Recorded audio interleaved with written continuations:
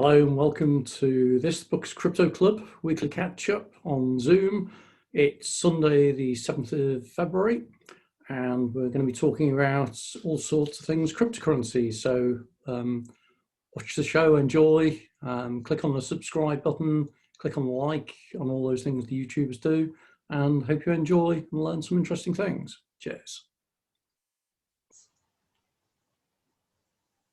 Hey Chris, hello, good evening. Hello, Gary. Good evening to you. How's it going? It's good. It's getting cold though. So how are you finding learning about things? Okay. Yes, I mean, I tend to get off down a channel that I don't really need to and get fascinated by it, and then end up not really understanding it at all. One of the things that I'm really interested in is earning money on the cryptos that you're holding, rather than trading. Yeah.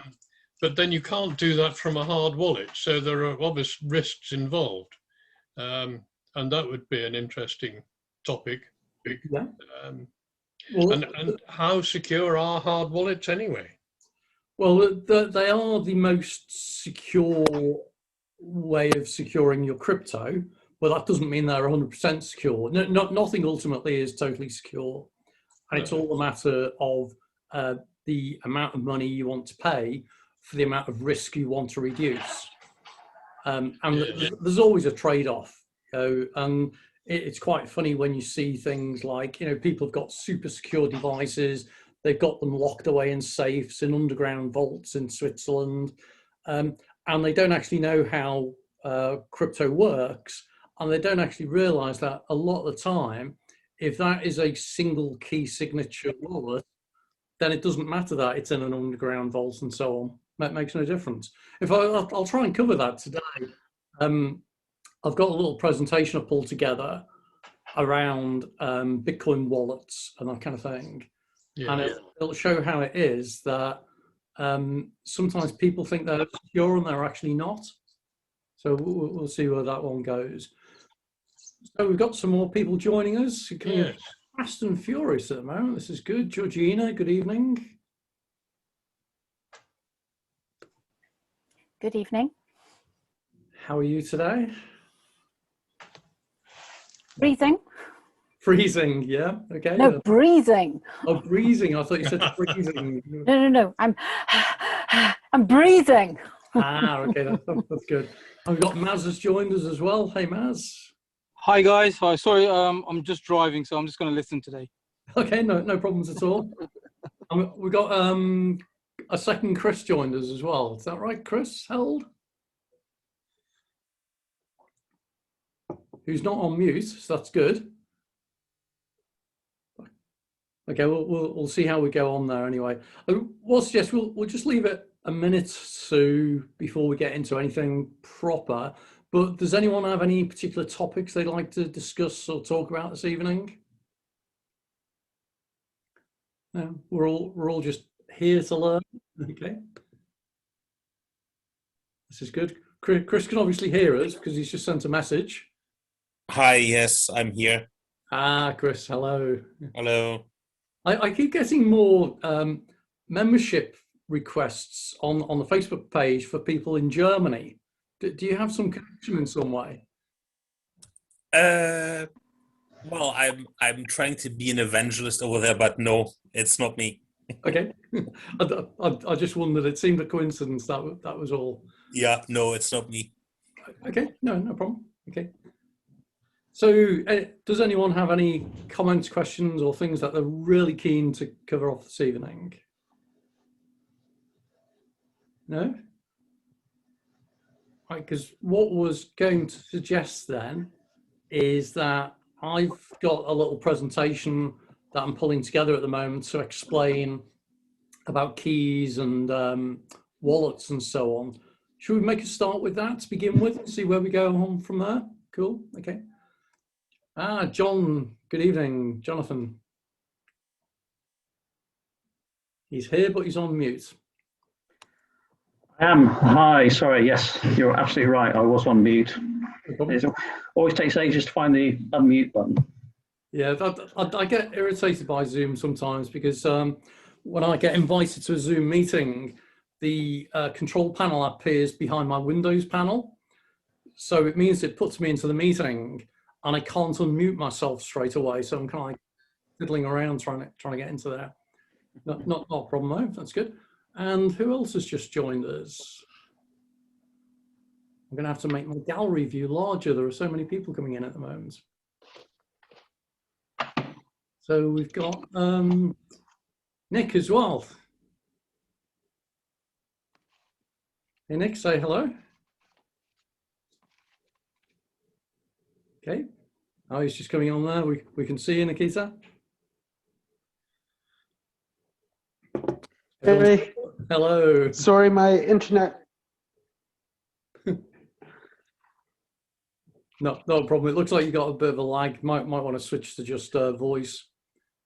Not a problem. What I was going to start with this evening is I'm just going to share a presentation that I'm doing at the moment, which is, as we'll see, to do with crypto wallets. It's not actually going to go into wallets themselves, but it's going to explain a little bit more about what they actually do. Because I find it quite entertaining just how often people say how they hold all their coins on a wallet, and they don't realise that they actually don't. So we've got Leslie just joined us as well. Hello, Leslie. Hi there. How are you doing? Hey, good. You've timed it perfectly. I'm just about to start giving a quick walkthrough. Can everyone see my screen at the moment where it says crypto wallets? Yep. Yeah, I see that. Right, okay. So just going to talk this through really, because I found that when you first get into crypto, you hear about wallets and you assume that they work like normal wallets and this kind of thing. And then you start digging into the rabbit warrens of how things actually go. So what I quite often get in crypto groups is when people say to me, you know, what do you mean the wallet doesn't actually contain any coins? So I'm going to describe and explain how they actually work and what they do. It's a fairly simple presentation. What I was going to quickly cover was some concepts like cryptographic hashes, public and private keys, and that what a wallet actually does and how it all appears on a blockchain. So to begin with, we've got, first bit of buzzword, we've got a thing called cryptographic hash, which is a calculation where you take any input, you apply a mathematical function to it, and it produces a unique output in some way. So it's like a digital signature. And one of the hashing algorithms, one of the mathematical functions we use in Bitcoin is one called SHA-256, which is secure hashing algorithm 256. And there are many other algorithms that can use as well. If we look at what this does, it means if we take the word Gary, we just type it into a Word document or we type it into a calculation or whatever. If we apply a cryptographic hash on it, the output on it just looks like jumbled load of code. You can see there it's like 55F21, blah, blah, blah, blah. So the thing about a cryptographic hash is that it encodes something in a way that the encoded output can't be used to work out the input. So it's one directional kind of thing. And if you make a change to anything whatsoever on the input, so if we change Gary to capital Gary, or add a 0 at the end of Gary, or at the beginning of Gary, you'll see that the output from SHA-256 comes out with a completely different output every single time. And you'll notice I've given an example of at the bottom using SHA-224, which is a different encryption algorithm. The output from that is different again. So the great thing about these cryptographic hashes is that you can't use the output to work out the input. You can't compare the output of the hashes to see what's changed. All you can tell is that something has changed. And they offer something which is called deterministic. And that means if someone takes a SHA-256 algorithm and puts exactly the same values into it as somebody else does, then you'll always get the same output. So that means if I run SHA-256 algorithm on Gary, I'll get 55F blah, blah, blah. If either of the Chris's run the same algorithm on Gary, they will also get 55F blah, blah, blah. So very, very useful thing, cryptographic hashes, and we'll see how they're used in a minute. Is everyone okay with that so far? Yeah. Just a quick question. Who actually creates these shards in the first place? Do they exist outside of the world of cryptocurrencies? Yeah, in fact, the world of cryptocurrency is derived, if you think about it, as crypto, which is Yeah. actually cryptography. Yeah. So cryptography, I always describe it as the mathematics of keeping secrets. And so there's been much work on ciphers, encryption, decryption, and hashing techniques for many, many years. You think one of the very, very first examples of a cipher or a hashing algorithm in its simplest terms, probably think called a Caesar cipher, which isn't quite a hash, but it's a form of encryption, which was used by the Romans to encode their messages, so on. But the nice thing about a hashing algorithm is that it is this whole thing that it's all one way and it's unique in that. But yeah, a lot of them are published, a lot of them are open source, and you can go onto websites and you can actually run hashing algorithms on various values, which is how I derive these rather than calculating them myself. Any further questions at that point? No, I will take silence as good. So what we now have is in Bitcoin, we have a thing called a private key and a public key. A private key is just a completely random number. It's any number out of, I think it's 2 to the 256 or something. It's more than potential atoms of the universe type of thing, just a purely random number. But we run a thing called ECDSA, which is elliptic curve digital signature algorithm, which is another hashing type algorithm, which pairs up a private key to a public key. So the way I tend to think of it, it's a little bit like your email address, where your public key is your email address and your private key is your password for the email address. So you need both to use your email, but it's the private key that really makes the difference, and they are linked to each other. Okay. As well, it might be worthwhile. There's some people I'm getting a bit of feedback at the moment. If you just want to put yourself on mute, that would be great. Is that a private key shows you own the public key because they are linked, but you can't actually use a public key to figure out what private key is. So the two parts of a jigsaw, and a private key proves you own a public key, but you can't use a public key to identify what private key is. And what we also do is you've got this private key and public key thing, so they're just like random numbers and that, is that you then hash them, or you hash the public key rather, to give what's called a Bitcoin address. And actually it goes through a series of hashing.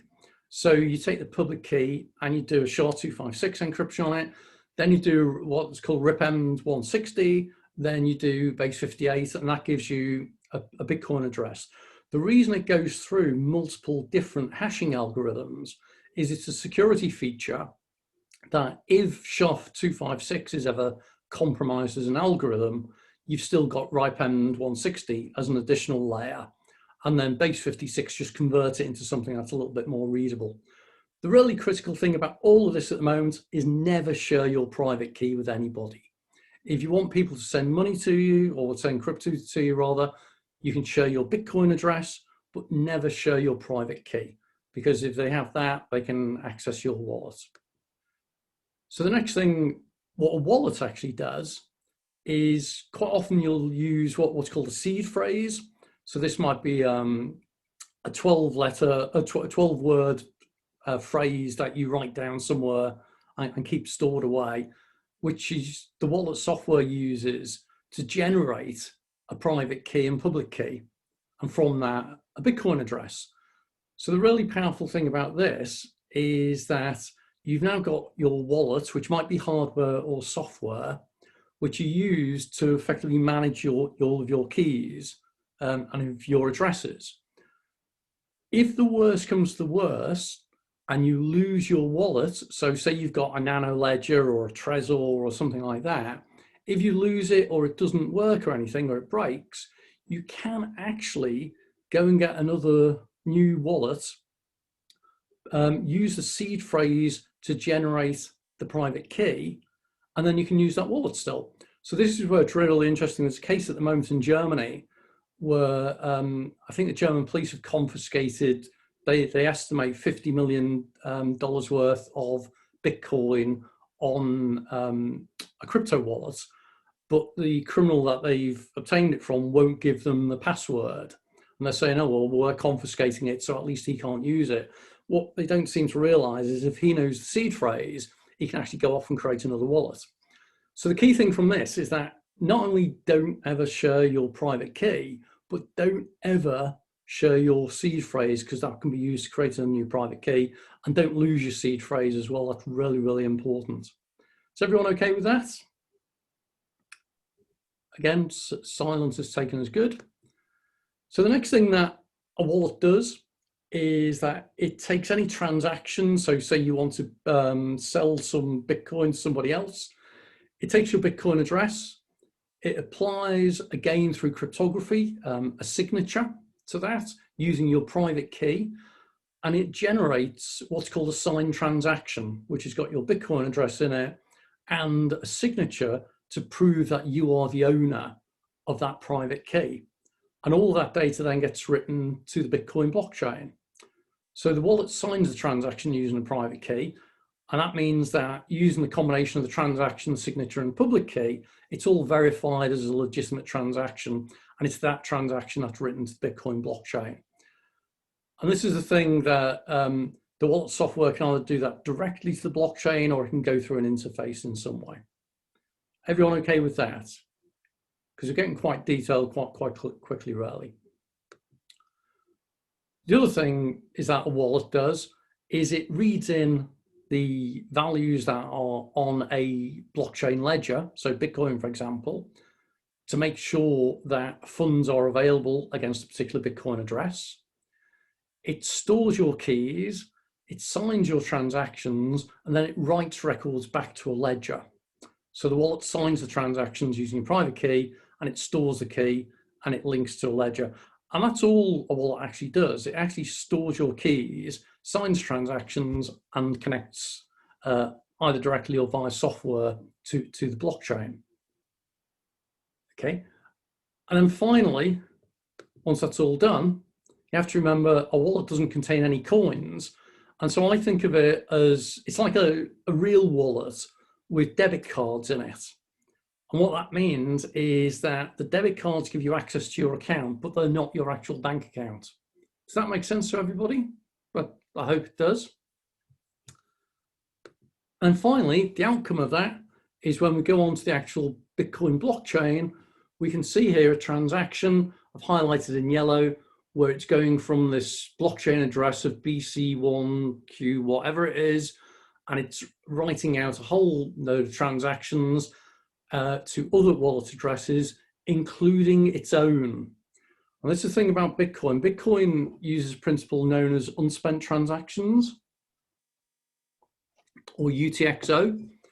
So if you think about if you hand in a £5 note at Starbucks and your coffee is £2.99, then you get your coffee and you get your change back.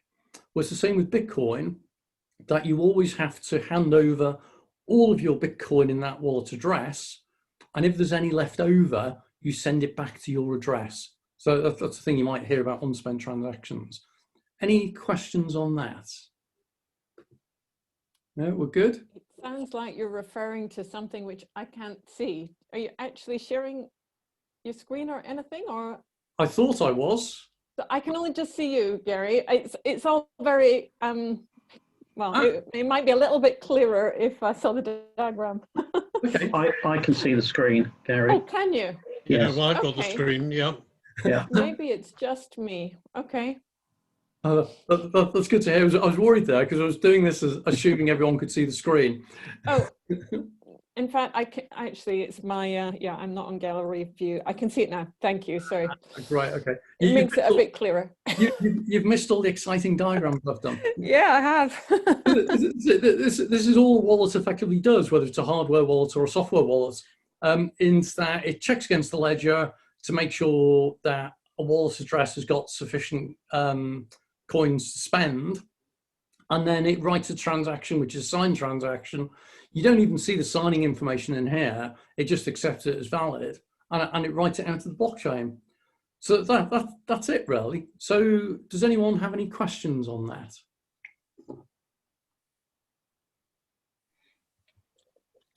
I'll Hi, probably Gary. It's listen Vinod. to the YouTube recording so that I can actually see the slides as we go along this time. I hope I recorded them then. Yeah. Yeah, it's recording, so hopefully it's recorded. I joined a little bit late as well. Can you hear me okay? Yep, that's good, Vinod. You're fine. Yeah, I just put a text comment on the chat section as well, that it's all a bit too much for my kind of comprehension. It usually goes above my head. Okay. All I needed to know was whether the wallet and the address and whatever it is secure. And I joined a little bit later, so I missed the first part. Sorry for that. The question I have in my mind when you were talking about the signature, so it takes the public key and uses your private key to sign that transaction. It Right. uses private key, yes. And then it's all software, right? So to a lay person like me. Yep. Yep. So a public key is known address to everybody. No. And public key, I mean, you share your public key to receive your. Actually, you don't. Not in Bitcoin. It's a shame you missed the first bit. Sorry. What you actually share is a Bitcoin address, which is derived from the public key. So we've got a private key. Yeah, I saw the 256 and 160 kind of. That's like I saw that. Yeah. Yeah. Yeah. So you actually share your Bitcoin wallet address, which is based on your public key, which is derived from the private key. So they've got a relationship to each other. And so the private key basically proves you own my the kind of public key. naive question is whether, because it's all software and codes, whether it could be backtracked and reverse engineered to find the address. Yeah. So this is the whole idea of cryptography, is that it's asymmetric. You can do things easily in one direction, as in you can encode things and you can verify using that encoding, but you can't reverse engineer it. So that the complexity of trying to reverse engineer a hashed value is, with current technology, pretty much impossible. That will change as computers get faster and algorithms get better. And this is why algorithms are or encryption is constantly, it's like a war. There's always improvements and changes going on. But at the moment, no, you can't easily reverse engineer it.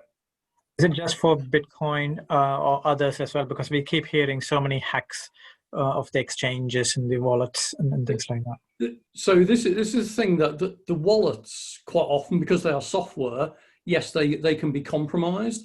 So this is where offline wallets or cold storage wallets are a good idea. So you've got like a Nano Ledger S or a Trezor, which is like a USB stick that you only use it at the point at which you plug it into your computer.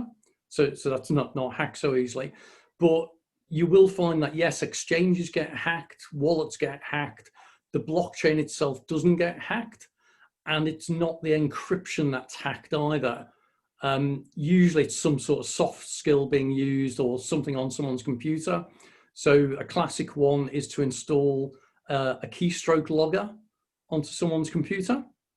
And if they use the computer to set their wallet up and someone's capturing every single keystroke, then they completely replay what you've done to set that up. But that's not the encryption that's being hacked. It's the computer that's being hacked. Does that answer that okay? Yeah. Okay. Any other questions from that? Do all wallets operate in the same way then? Private key, seed phrase, public key, and the way they interact with different blockchains, is that the same principle? Nearly, but not quite. So originally there were simple wallets which used more basic software. Then they introduced what are called HD wallets, which are hierarchic deterministic wallets, and that they use cleverer ways of working out your addresses and having parents and children relationships of, so you can have multiple addresses on a single wallet. But the principle, broadly speaking, that I've described there, which is specifically for Bitcoin, applies, broadly speaking, for other wallets. I didn't want to go into the depths of the other types.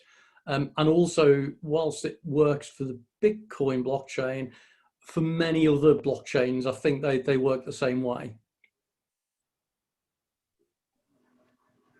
So Gary, is there a particular wallet that you'd recommend? Or Sure.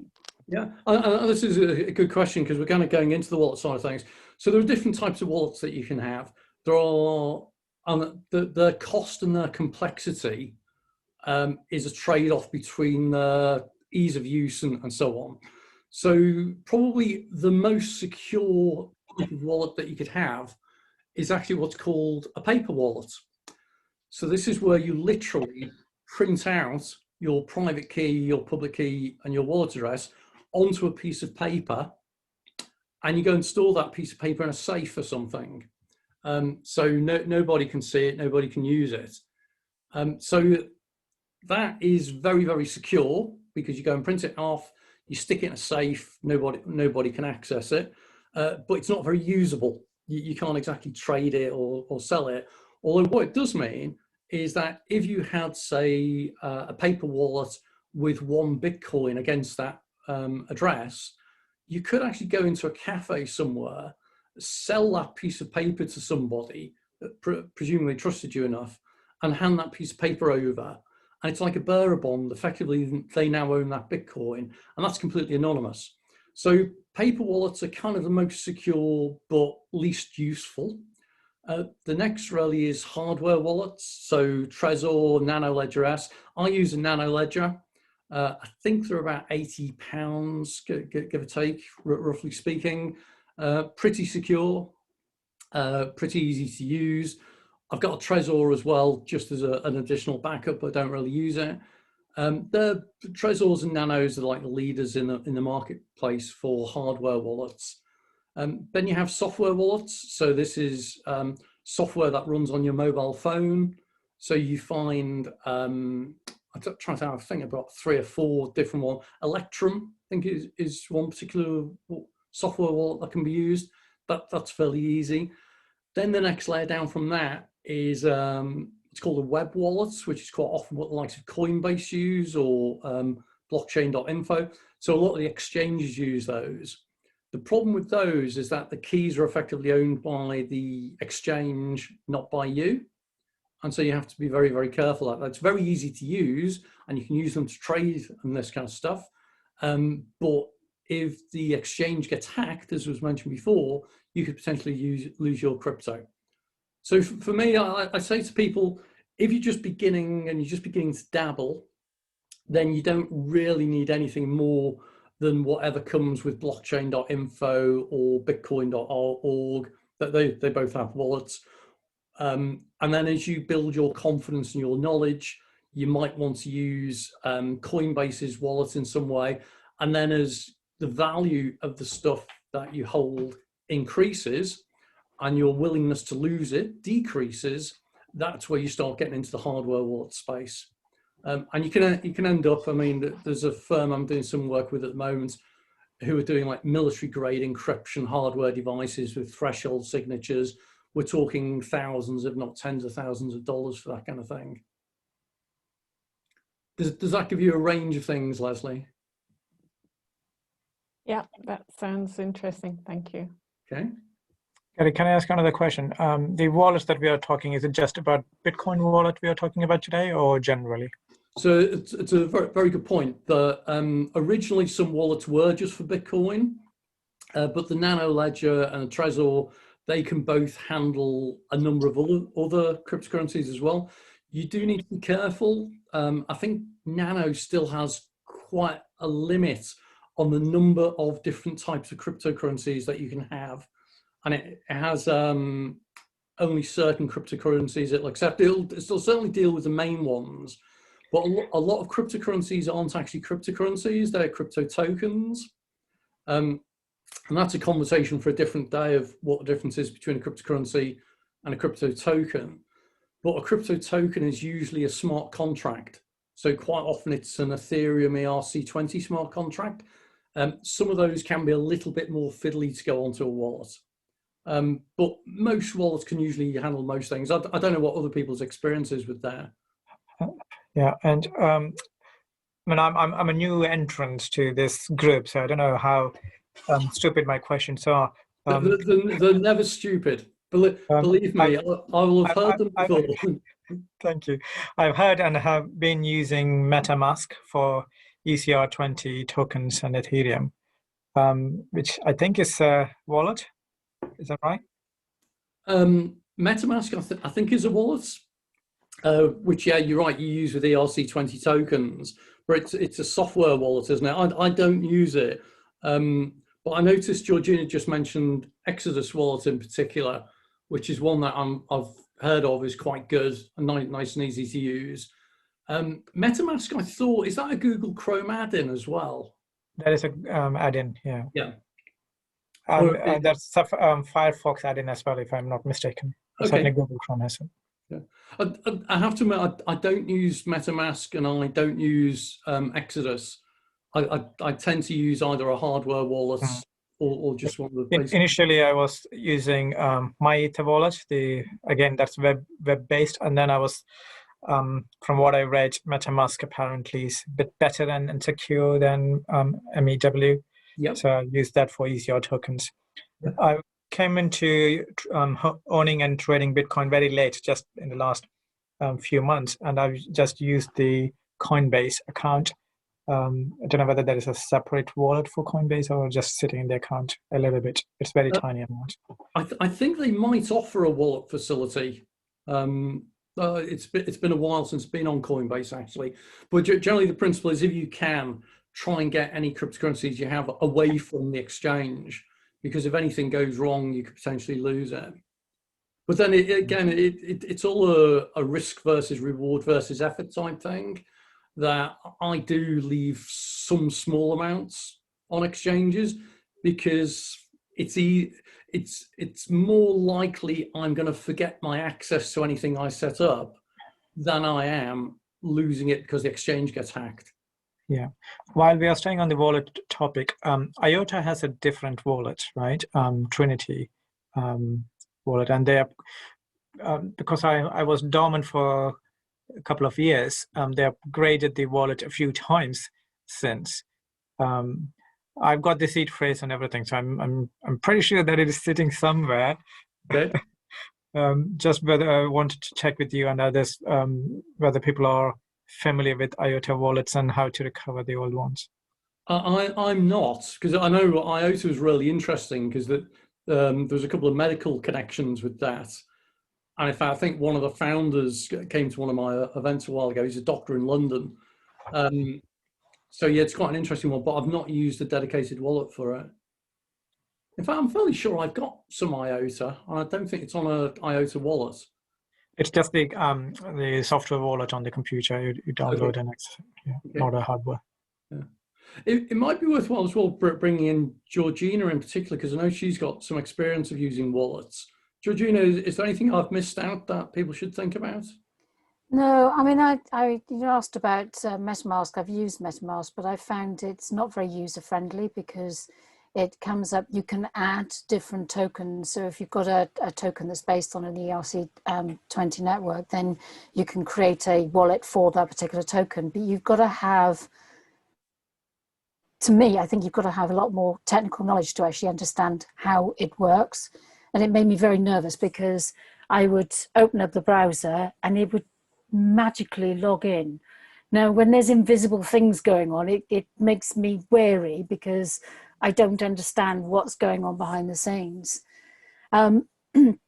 Exodus I particularly like, because it's very, very user friendly. In fact, when I introduce people to Bitcoin, I do suggest that they use an Exodus wallet.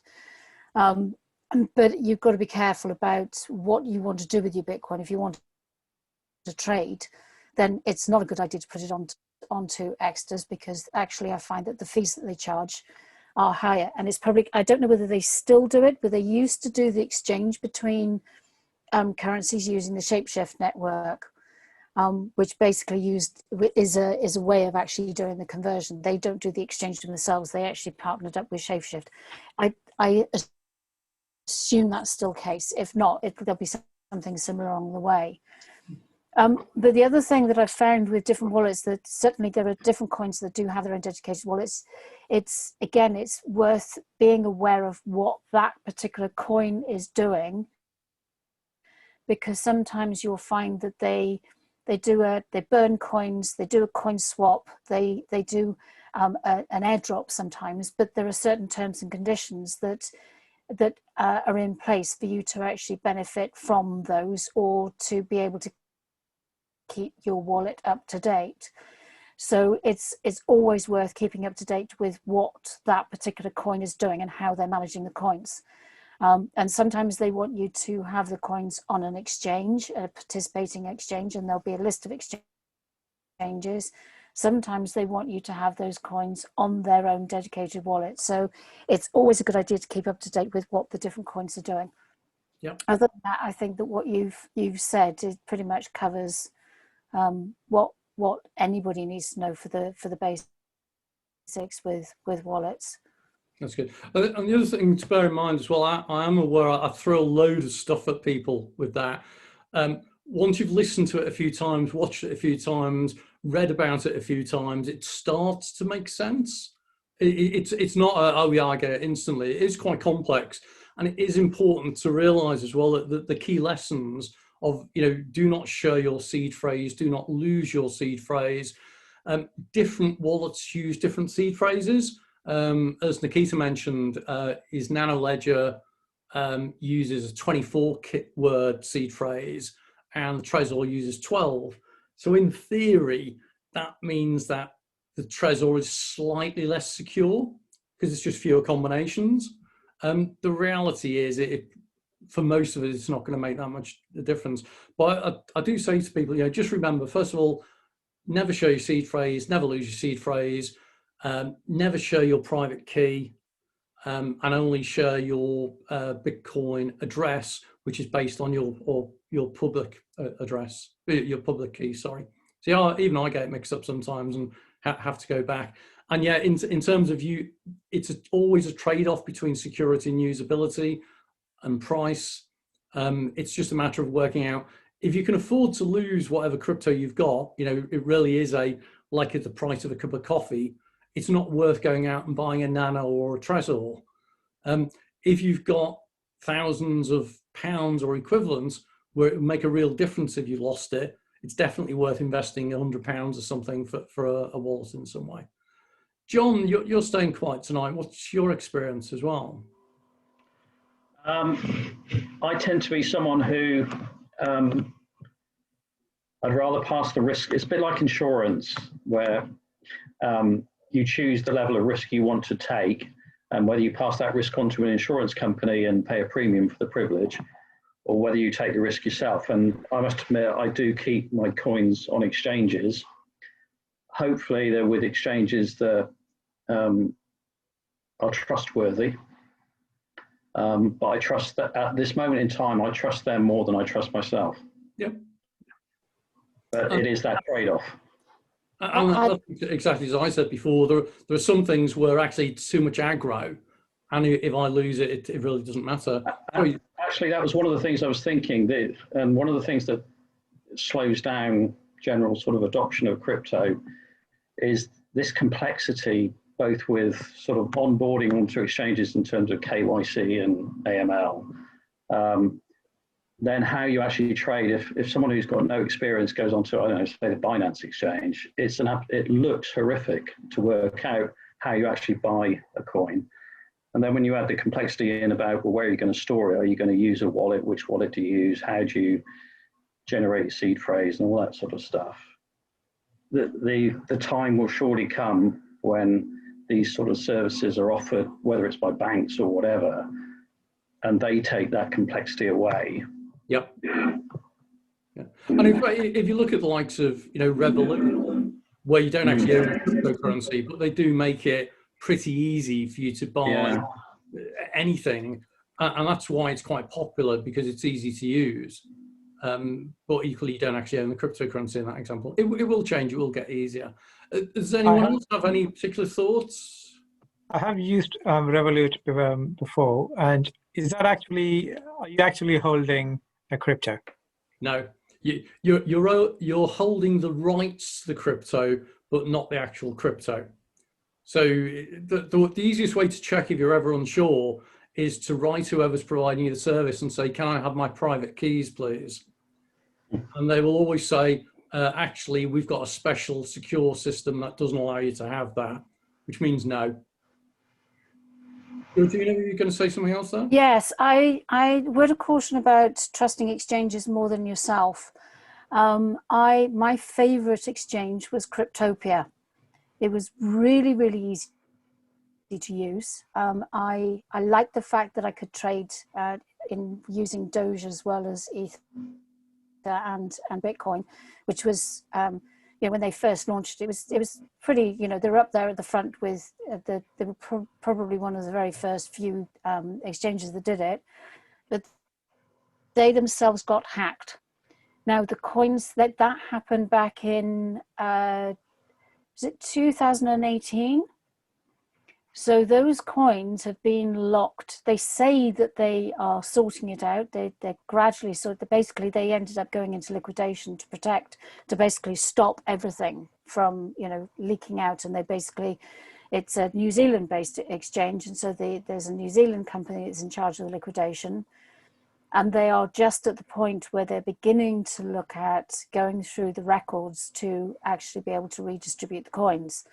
How they're going to do that, I've absolutely no idea. There's been no communication with each of us other than the general updates, because they've been looking after their shareholders and stakeholders initially.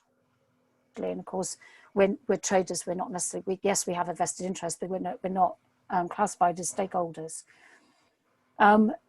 Even if they redistribute those coins, some of the coins that I hold, I know that are now defunct. So I'm not going to, because I've missed out on the opportunity of being able to trade on those coins, I will have lost those money. I mean, fortunately for me, it's not a huge amount of money. But I think we need to be very aware of how exchanges could be shut down in an instant, because the country that they're in have decided that they're changing the legislation. And I think we need to hedge our bets and actually trust ourselves more, so that we actually maintain a certain level of control. Yeah. So just a word of warning. Yep. It happened to me. I do completely agree, and with me, it's just partly laziness.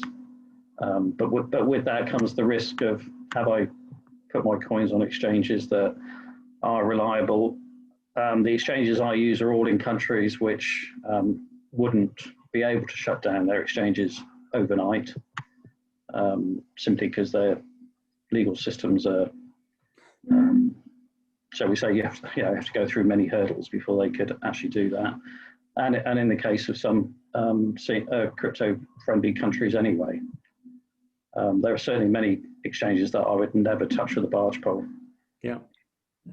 And that's the thing, again, the reason sometimes people do deal with exchanges that are dubious is because they give access to some quite interesting tokens. I think HitBTC used to be a notorious one, which was very good for ICOs and that kind of thing, but was not a particularly safe or worthy exchange in some ways. So yeah, it does vary. Mt. Gox was the other example of an exchange that was hacked many years ago. And that, again, was one of those ones where people didn't get the crypto back for quite some time. In fact, I think they eventually did a negotiated settlement where they were paid back the US dollar equivalent. I think that's still going on. Yeah. That distribution is, because I think they were offered something like $400 per Bitcoin. Yep. But I think that's still going on. I'm sure I read something recently that they're about to start distributing the compensation as such. Yep. So it is, as you say, it's like the insurance world. It's a matter of working out what the risk is and what your appetite is, ease of use. I'm similar to John in some ways, that I quite often will trust an organization to look after something more than I'll trust myself. It's like I used to have sunglasses that were shatterproof, scratch proof, whatever, and then I'd go and lose them. So it didn't make any difference. Okay, is that it on wallets? We covered off, do you think? Any other thoughts or questions? No? No, not for me. Okay, that's good. Okay, talk about, hopefully it was of interest to people. And as I say, this is something that you end up going through this several times. I like Georgina, did the University of Nicosia Introduction to Digital Currencies course a while ago that covers all of this. And the number of times I had to go through the notes of, right, so it goes through a private key and a public key, then it does a SHA-256 and a RIPE-N, blah, blah, blah, blah. No, let's start again. And you go through it a few times, eventually you get there, and then you understand it well enough to know you don't need to know about it. Okay, any other questions for anybody? Any other thoughts or anything? Did we have anything else on agenda tonight? People keep mentioning BlockFi, but I don't use it. Who's asking about that? No, nothing? Not really, no. Well, I was asking about it because I did a bit of Binance lending, which was interesting. Although I held quite an amount on it, and as you said, you don't hold the private key, so it was just an experiment for 2-3 weeks. Mm-hmm. Now I heard that you can, obviously, I think for crypto loans, that you can offer your crypto as a collateral, and then you get paid on it. But then again, you probably need to put it somewhere online. You can't do it from the ledger or from a hardware wallet. And I was just wondering if anyone used it and has experience with it. I'm seeing, looking on the gallery, shaking of heads or looks of rabbits in headlamps. So I'll take that as a no. Sorry, Gary, you can't actually see me, but I actually use it. I'm actually nodding my head as a yes. So okay. Yeah, I've used BlockFi on the advice of my best friend who has been in the space for about 7 or 8 years. BlockFi is probably one of the most stable lending platforms out there, themselves in Celsius. The reason I use BlockFi is because it generates a nice little passive income for me. I think 6% on my crypto. It is a custodial platform, which means that they own your keys until you want to recover that crypto back. I think with BlockFi, there is sort of you're allowed one free withdrawal a month. And I do think there's a notice period to pull your crypto off their lending platform. And that 6%, interestingly enough, I did ask them, how is that paid? So you get that paid either in kind. So if you have Bitcoin stored on the lending platform, they'll pay you 6% back in Bitcoin. So I say at the end of year one, you had invested 1 Bitcoin. At the end of year one, you'd have 1.06 Bitcoins. Or alternatively, you can get it, I think you can also get it paid in any other crypto of your choice as well. So it's compound interest paid in any other crypto as well. Okay. So there are two major ones, Celsius and BlockFi. I use them both for different reasons. But I did my research extensively on BlockFi, YouTubed the life out of them, and got to know their team as well. And they come from a traditional financial market investment background. My suspicion is that when you put your crypto onto their lending platform as collateral, they then re-lend it out to sort of the hedge funds and other sort of financial companies that are looking to short the crypto market as well. Okay. I think that's how they make them. I guess that would allow them to not do a naked short, as it's known then, where they'd have access to the underlying. So yeah, that's a good point.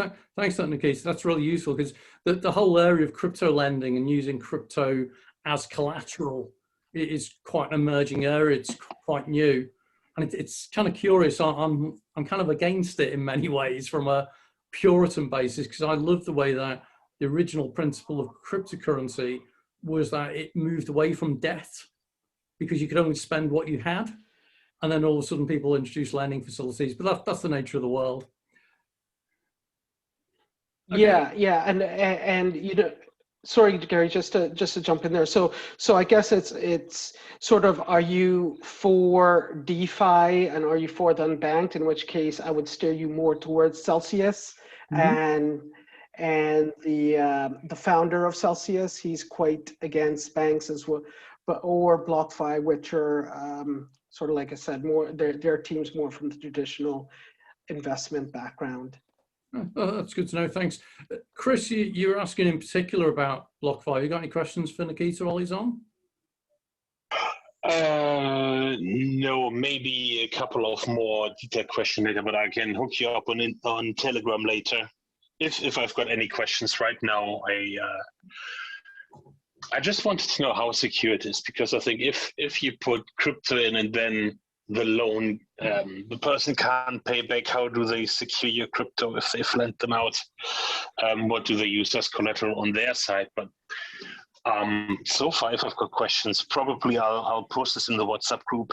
I was just curious because everyone was talking about. Right now, I'm not a fan of it either, to be honest. I hold my cryptocurrency. Hopefully soon in a Ledger Nano as well, because right now they're all across multiple wallets. And I want to have it in a central place. So yeah, no, sorry. To cut it short, no further question on BlockFi at the moment. Okay, cool. When I started investigating Salt, I think was probably the first platform that started investigating about lending in the crypto scene, but they actually used the crypto as collateral. So if somebody defaulted on their loan, then they would actually hold their crypto. And the idea being that instead of cashing in your Bitcoin, that you could actually borrow fiat using your own crypto as collateral. And if it's held on their wallet, then essentially it could still increase in value rather than actually be frozen in value because you cashed it in. So I don't know whether that's something similar to what BlockFi do or Celsius do. I wouldn't know how that works, but that's what Salt were doing. Oh, that's good to know as well. I know that I was nearly involved in a crypto lending project a couple of years ago, and I actually turned it down on the basis it just went against some of the principles that I think crypto is good for. So, okay, each their own though. That's good to know. Thank you all for that. It was mentioned as well in the WhatsApp group talking about risk management in some way. I don't know if that was something of particular interest to anyone. I'm seeing some nodding, which is good. And it kind of risk management may mean different things to different people. From what I remember from my share trading days, it's basically just limiting your exposure so that you don't risk too much of your assets and that. But I don't know, where do we want to go on that? Has anyone got any particular thoughts around risk management in crypto? I suppose, does it cover things like diversifying, so you're not concentrated in one particular coin? Yep. What else? I have something else on the tip of my tongue and I can't remember what it was now. Actually, diversification. Dollar cost averaging. Oh, that sort of thing. You know, that's more of an investing approach. Yeah, I guess so. Yeah. Well, I would say risk management is definitely coins, multi-sig wallets, spread wallets. Don't put everything in one wallet. Maybe use Arc, IOTA, then use Exodus, Electrum. Split it up. Maybe change your passwords every once in a while. And well, here's my favorite way to store your private keys. I actually went so far at one point in splitting it up and literally giving one part or leaving one part with my family in Germany, having the other part here over in the UK. So basically nobody could ever steal even the recovery phrase. So, but then I figured out that I was getting too paranoid. But maybe that could. Yeah. So I think yeah, risk management, as Jonathan said, definitely split your coins and do your due diligence. I mean, I've had people at work as well say, "Oh my God, there's a new coin out. I'm going all in." I'm like, "Okay, have you read the white paper?" No, but it's going up. I said yes, and it's going to come down in 1 or 2 days as well.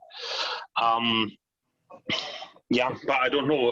I don't know who asked that, but I think what Jonathan said in the multi-sig wallets, maybe that's how you can reduce your risk. I think what you just said, Chris, is actually a good point about really sort of not jumping on the bandwagon, actually doing your own research, even with sort of limited knowledge and understanding of the technicalities of this whole thing. It is important to get a feel for, well, what is this project actually about? Who are the people behind it? What backing have they got for it? And try and come to a decision based on that, not just on what seems to be the latest trend on Twitter or something. Yeah, it's a good point actually that Chris made about splitting things up, and it's something I forgot to mention about wallets before as well. I think there's a principle known as 3-2-1, which is that you should have your keys in 3 separate places on 2 types of devices. I've forgotten what the one is now. So with me, for example, I've got some crypto on a Nano, I've got some on an exchange, got some on a wallet. But the other thing to consider as well is that Chris rightly said about multi-signature, which is where you need, you either split a key up and you give one person half key and the other person half key, or you've got a range of keys as well, is start thinking about things as well about if you end up building up a substantial amount of value in the crypto that you have, what do you do around inheritance? And that's something a lot of people don't actually think about how do you make sure that if you suddenly invested some Bitcoin or whatever and you made a load of money, how do you make sure that if you die, it doesn't suddenly become inaccessible? And I've had a couple of cases of that recently. This guy on the South Coast was really into crypto, who suddenly got struck down by cancer, died very rapidly, and his girlfriend, straight partner, is now saying, well, I know that he had a fair amount of cryptocurrency, I can't access it, which is really, really sad. So yeah, that's another thing to bear in mind as well. Okay, I'm just conscious we're getting towards an hour now. Anyone got any other burning questions or issues? Or No one has one. I got similarly beginner question. And this, I mean, I'm going to break my own kind of rule because I do stock investing as I mentioned previously, and people come to me asking about some simple questions that I sometimes get annoyed at, like what stocks to buy and how do you get that information, where do you get that information and things like that, because I know where to find that information. I've been doing it, so I know it sounds like simple, but crypto is a new field for me, and I kind of found myself thinking in those terms. Okay, there are so many coins, and we all know that many of those coins aren't going to last in 5 years' time. Where is the good source of information? How do I know which one it is and how to go about it? Because historically, with the previous hype, everywhere you turn around, YouTube, Twitter, and also wherever you know there are some self-proclaimed experts on crypto talking about it, you got into the bandwagon and things like that, and then it just plummeted afterwards. So some kind of guidance might be quite helpful, Gary. Yeah, but probably a better bet would be if people want to put into the WhatsApp group what sources they use, maybe. That'd be quite good. Sorry, quite hard. Yeah, that's a bit of an echo coming from Chris' side, I think. Yeah, I'm not sure. I'm on my Bluetooth. There we go. Sorry, Chris, just put you on mute. Yeah, I find that there's so many sort of sources that you can use now. Probably better if people put their favorites in the WhatsApp group, and I'll compile a list and share it or something. I tend to use other groups, so like WhatsApp groups and Telegram groups, some of which I run anyway, to be quite useful. And I treat most of what I read with complete disdain. I find that as prices of cryptos go up, more and more experts appear. And it's the thing that, you know, if even a leaky boat rises on a rising tide, I think it's known. So everyone becomes an expert because they're making money because the prices are going up. That doesn't mean they know what they're doing. It means that they've just happened to bought something that's going up in price. But yeah, it might be an idea. We'll share in the group some favorite information sources is probably a good idea. Should we agree on that? Yeah, everyone's happy with that? Cool. Okay, we're just past the 6 o'clock mark, so I was going to close down for the day and thank everyone for coming along today. Hope you found it useful and interesting. As you've seen, I do stick these recordings onto YouTube. So if anyone's interested in that wallet piece around the Bitcoin blockchain addresses and that kind of thing, just watch the video a few times and it'll hopefully sink in. If it doesn't, get in touch with me and tell me, and I'll see if I can explain it in a different way. So thank you all for coming along. I shall see you next week. Thank you, Gary. Bye-bye. Bye. Thank you, Gary.